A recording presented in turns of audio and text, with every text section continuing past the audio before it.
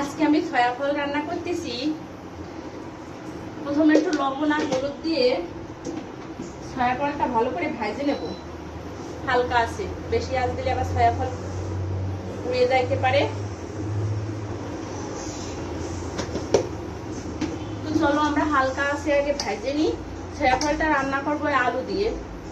আজকে রবিবার, আজকে নিরামিষ, তাই আমি আলু দিয়ে সয়া ফলটা রান্না করবো।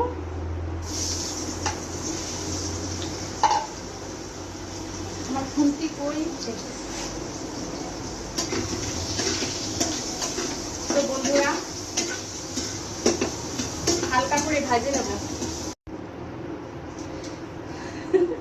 তেলের উপর দেবো তেজপাতা আর হচ্ছে এই মশলাটা। এটা কি মশলাটা আমি জানি না, যাই হোক এই মশলা দেবো। আর বেশি মশলা দেবো না। আর নামানোর আগে শুধু একটু জিরা বাটা দেবো, ভাজা জিরা বাটা দেবো। তো এইটা ভাজা ভাজা হয়ে গেলে আমি আলু দিয়ে সুন্দর করে ভাজা ভাজা করে নেবো। এই যে আমার ভাজা ভাজা হয়ে গেছে, এবারে আলুটা দিয়ে ভালো করে ভেজে নেব।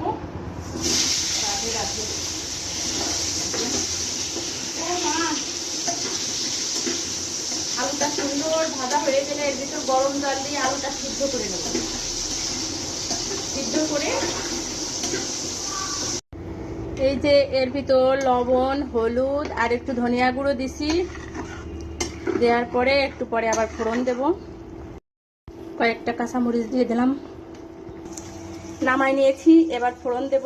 ফোড়নে দেব একটু জিরা। জিরাটা একটু ভাজা ভাজা করে নেব। জিরেটা আমার ভাজা ভাজা হয়ে গেছে। এবার তরকারিটা দিয়ে দেবো। তরকারিটা দিয়ে দিছি। এবার একটু টক বগিয়ে ফুটিয়ে ভাজা জিরাটা দিয়ে আমি নামিয়ে নেব। হয়ে গেল আমার আজকে সয়াবিন আর আলু দিয়ে নিরামিষ। জিরা ভাজে বাটি রাখছিলাম, এটা এবার দিয়ে দেবো। এর সঙ্গে সুন্দর করে মিশাই দেব। তারপরে অল্প করে একটু ঘি দিয়ে দেব।